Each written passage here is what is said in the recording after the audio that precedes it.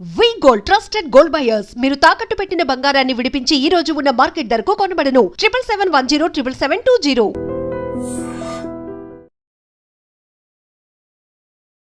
Welcome to I dream media. So జనరల్గా gastric problem చాలామందిని ఇబ్బంది పెడుతూ ఉంటుంది. అయితే ఈ ప్రాబ్లం అనేది ఎందుకు వస్తుంది, ఆయుర్వేదం దీని గురించి ఏం చెప్తుంది, సో హోమ్ రెమెడీస్తో తగ్గించుకోవచ్చా, ట్రీట్మెంట్స్ అంటే ఏమున్నాయి, వివరాలు తెలుసుకుందాం. మనతో పాటు ప్రముఖ ఆయుర్వేద వైద్య నిపుణులు డాక్టర్ సుబ్రహ్మణ్యం గారు ఉన్నారు from Amrutham ayurvedic centre. Doctor గారు నమస్తే అండి. నమస్తే అమ్మా.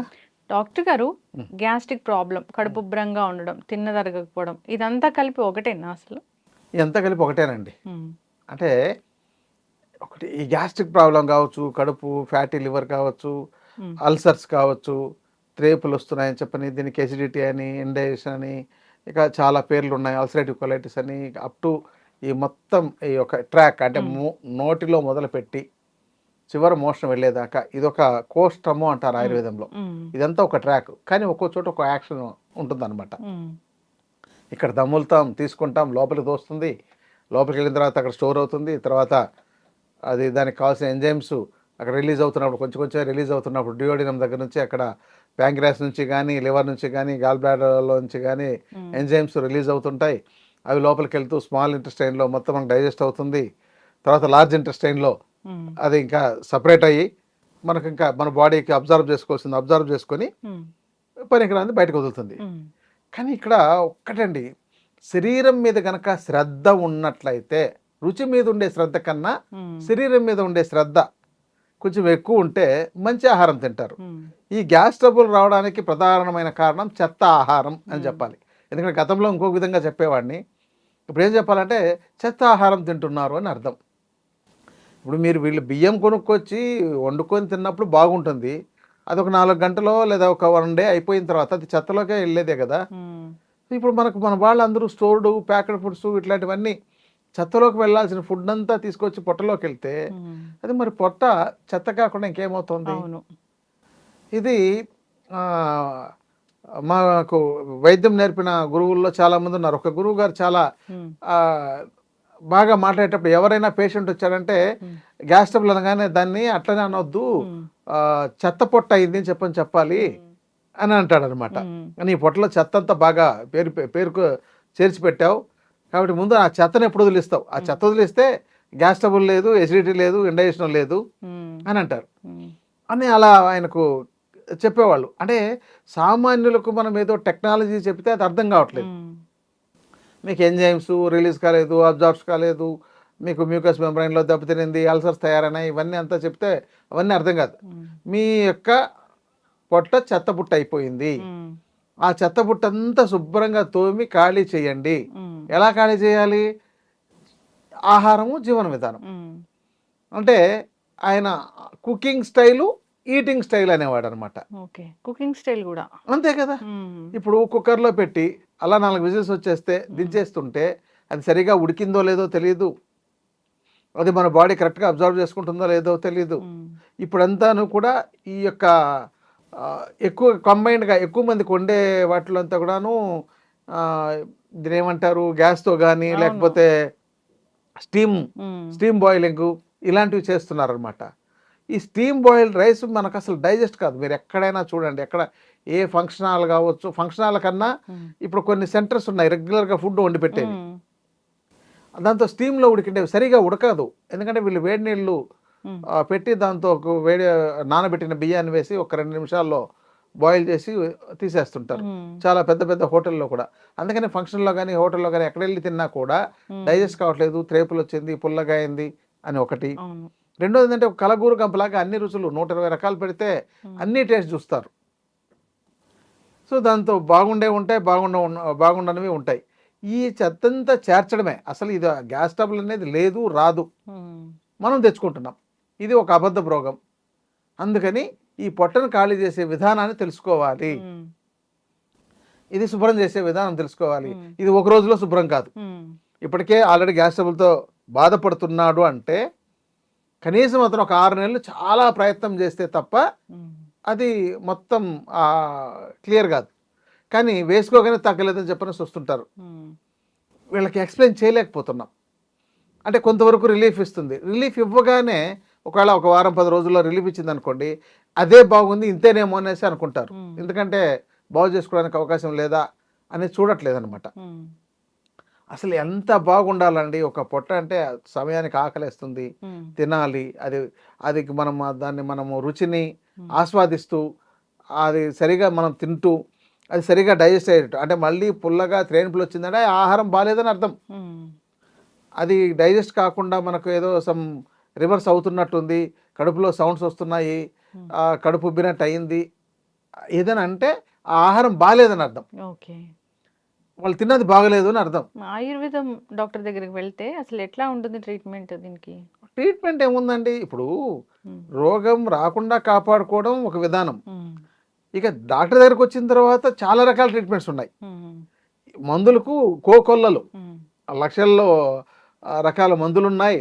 అసలే కంపెనీలు చాలా తయారు చేసి చాలా అమ్మాలని చెప్పేసే దృష్టితో ఇది ఈ విధంగా చేసాం, ఆ విధంగా చేసాం, మీరు ఇలా కొనండి, అలా కొనండి, ఇలా రాయండి, అలా రాయండి, సూపర్ రిజల్ట్ అని డాక్టర్ గారు పని చేస్తాయి. ఎందుకు పని చేయమండి? ఇప్పుడు ఎంతో కొంత అయితే పని చేస్తుంది. రిపేర్ అయిపోయిన బండిని కొంత రిపేర్ చేస్తే ఎలా నడుస్తుందో ఈ మందులు వేస్తే కొంత నడుస్తుంది. కానీ వీళ్ళు రోగం రాకుండా నిరోగిగా జీవించాలనే దృష్టి వీళ్ళలో ఉంటే మందులతో అవసరమే లేదు. రోగంతో ఉండాలి, నాకు తాత్కాలిక ఉపశమనం ఇస్తే చాలు అని అంటే మందులు చాలా రకాలు ఉన్నాయి ఆయుర్వేదంలో. ఇప్పుడు అంటే చెప్పాలంటే ఒక 1000 రకాల మందులను చూపించవచ్చు అనమాట ఒక గ్యాస్ ట్రబుల్ మీద. అన్ని కంపెనీలు అన్ని రకాలుగా తయారు చేసినాయి, శాస్త్రం చెప్పింది, మన ఇంట్లో తయారు చేసుకోమని చెప్పింది. గ్రంథాలను కనుక తీసుకున్నట్టయితే ఒక 300-400 రకాల కాంబినేషన్స్ అప్పుడే వాళ్ళు అంటే ఆ తాళపత్ర గ్రంథాల్లోనే అలా రాసిపెట్టినారు 300-400 రకాల ఫార్ములాలని. ఇప్పుడు పుస్తకాలు వచ్చాయి, మనం టైప్ చేసుకోవడం ఈజీ కాబట్టి 1,00,000 ఫార్ములాలు తయారు చేసేయచ్చు. అవును.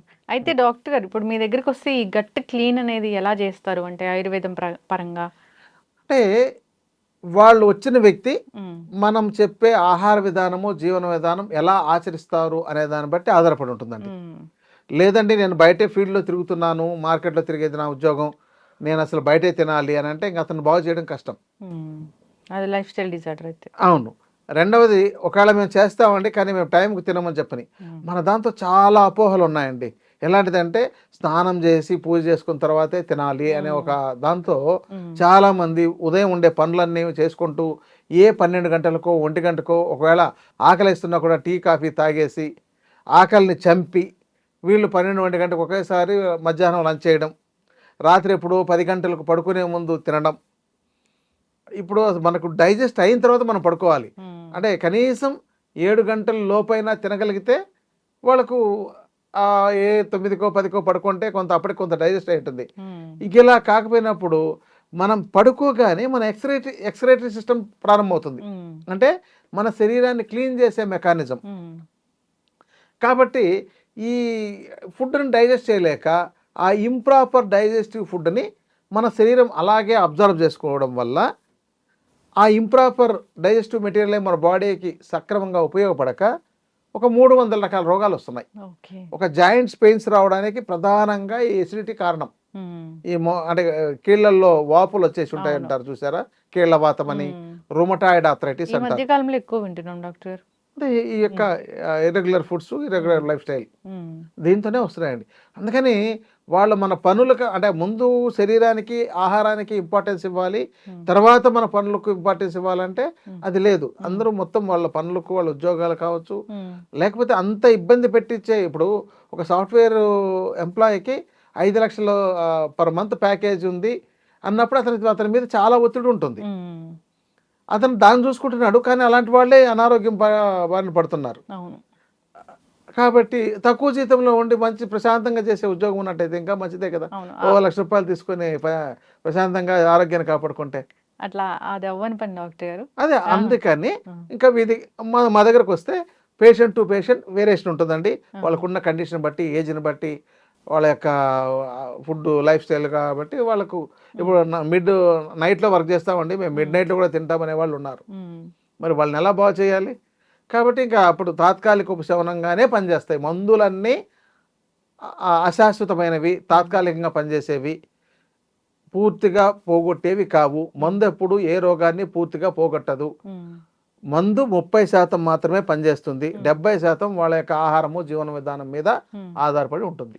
డాక్టర్ గారు ఉపవాసం మంచిది అని చెప్తారు కదా, కానీ గ్యాస్ట్రిక్ ప్రాబ్లం ఉన్న వాళ్ళు ఉపవాసం చేయొచ్చా? చేయకూడదండి.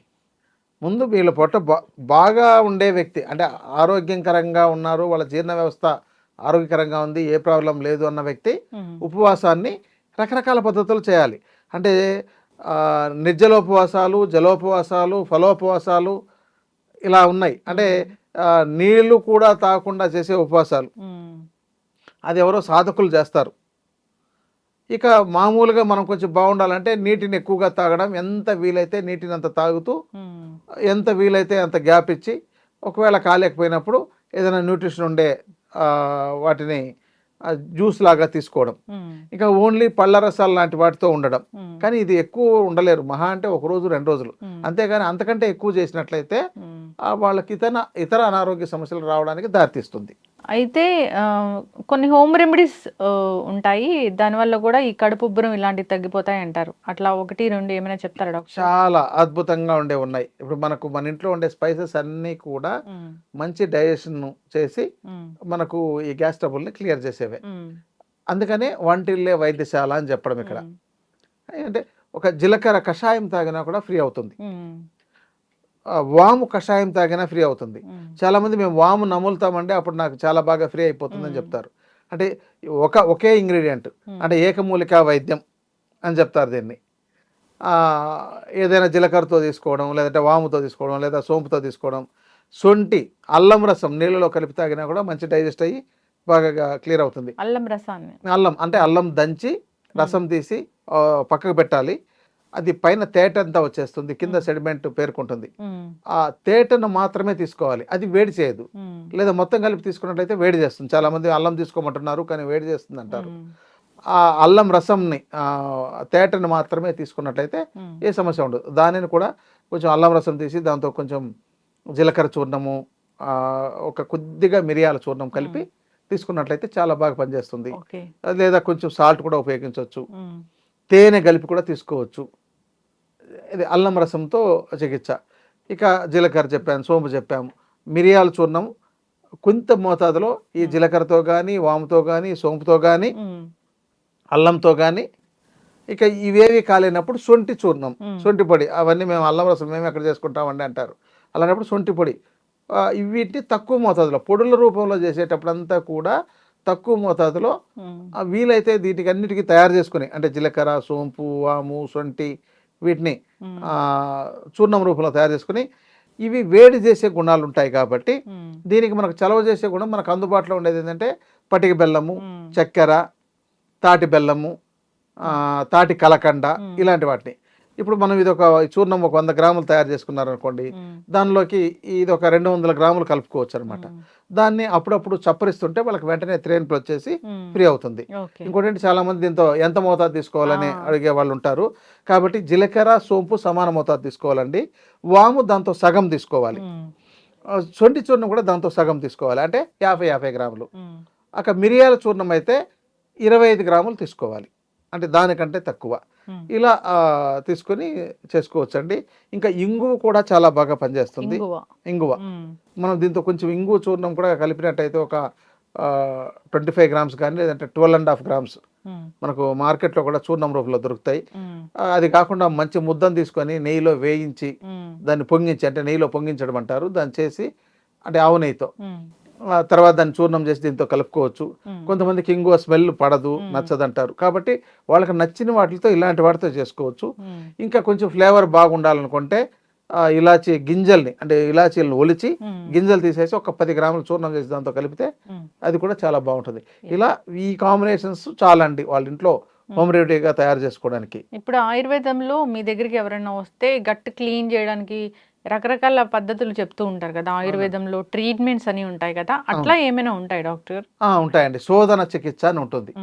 శోధన చికిత్స అంటే వాళ్ళకి ఏం చేస్తామంటే ఇలాంటి ప్రాబ్లం ఉండేటప్పుడు ముందు ఇలాంటి చూర్ణాన్నే ఒక 5-6 రోజుల పాటు, లేదంటే ట్యాబ్లెట్ రూపంలో ఉండే వాటిని ఇస్తాం. అంటే వాళ్ళకి కొంచెం అగ్ని వృద్ధి అవ్వడానికి, అంటే అగ్ని క్షీణం అయిపోయింది, ఇక్కడ అగ్నిక్షయం జరిగి ఉంటుంది. అందుకని వాళ్ళకి కొంచెం పెరగడానికి ఇప్పుడు చిత్రమూలం అని ఉంటుంది. ఆ ప్లాంట్ ఎలాంటిదంటే మనము అది దాని ఆ చెట్టును తవ్వి దాని వేరుని చేతిలో పట్టుకొని ఒక గంట ఉన్నామనుకోండి, ఆ తర్వాత మన చెయ్యి బొబ్బలు వచ్చేస్తాయి. ఓ చిత్రమూలం. అంతటి అంటే దాంతో ఎర్ర చిత్రమూలం అని ఉంటుంది. తెల్ల చిత్రమూలము, నీలి చిత్రమూలము, ఎర్ర చిత్రమూలము. ఎర్ర చిత్రమూలానికి అంత పవర్ ఉంటుంది, అంటే అంత అగ్ని దాంతో ఉందన్నమాట. అంటే అట్లని మనకేమి కాలినట్టు తెలియదు, మచ్చ పడిపోతుంది బొబ్బలు వచ్చేసినట్టు. ఆ తర్వాత ఎప్పుడు మనకు 2వ రోజు 3వ రోజు నొప్పి మంట తెలుస్తుంది. ఇంత ఇప్పుడు అది మేము చిత్రకాది వటిన్ టాబ్లెట్ ఈ బాగా వీక్గా ఉండే వాళ్ళకి, కొంతమందికి అది అంత పవర్ఫుల్ ఇస్తే మంట వచ్చే అవకాశం కూడా ఉంటుంది, ఎందుకంటే అల్సర్స్ కూడా తయారై ఉంటాయి కదా అలాంటి వాళ్ళకు. కాబట్టి వాళ్ళకు మామూలు ఇలాంటి జీలకర్ర సోంపు వాటితో తయారు చేసినవే ఇచ్చి కొంచెం డైజెస్ట్ బాగా ఇంప్రూవ్ అయిన తర్వాత ఒక 5 రోజులు 7 రోజులు 10 రోజులు అయిన తర్వాత ఆవు నెయ్యితో కొన్ని మెడిసిన్స్ని తయారు చేసి, అది అల్సర్స్ లాంటిది కాబట్టి మనకు ఉదయం పరగడుపున వాళ్ళకు ఒక 10 ml 15 ml నుంచి 50 ml దాకా, కొంతమందికి 75 ml దాకా కూడా ఒక వారం రోజుల పాటు ఇస్తాం. అది రోజు రోజుకు మోతాదు పెంచుతాం. అంటే మొదటి రోజు 30 ml ఇచ్చామనుకోండి, second day 60 ml, third day అవసరమైతే 90 ml లేదా 120 ml, అలా ఒక పెంచుతూ వాళ్ళ యొక్క డైజెస్టివ్ పవర్ ఎలా ఉంది అంటే అగ్ని ఎలా ఉంది అని చూసుకొని ఒక వారం రోజుల పాటు ఇవ్వాలన్నమాట. ఇచ్చిన తర్వాత వాళ్ళకు దాంతో బాగా ఆకలేస్తుంటుంది. రెండోది అంటే వీళ్ళకి లిక్విడ్ ఫుడ్ మాత్రమే పెడతాం, ఎందుకంటే నెయ్యితో తీసుకున్నది కాబట్టి ఆకలి ఏమి ఎక్కువ ఉండదు, నీరసం కూడా రాదు. మిగతా సమయంలో నీళ్ళు ఎక్కువ తాగమని చెప్తాం, గోరువెచ్చటి నీళ్ళు. దీనికి రోజు అభ్యంగం చేసుకుని స్నానం చేసి ఈ మెడిసిన్ తీసుకున్నట్లయితే ఇంకా బాగా ఎఫెక్టివ్గా ఉంటుంది.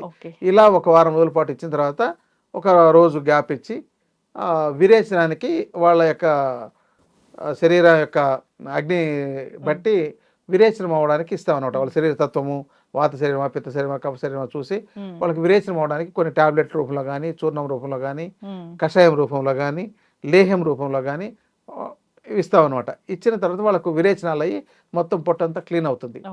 అయిన తర్వాత ఒక 2 రోజుల పాటు లిక్విడ్ ఫుడ్డే ఇస్తాం.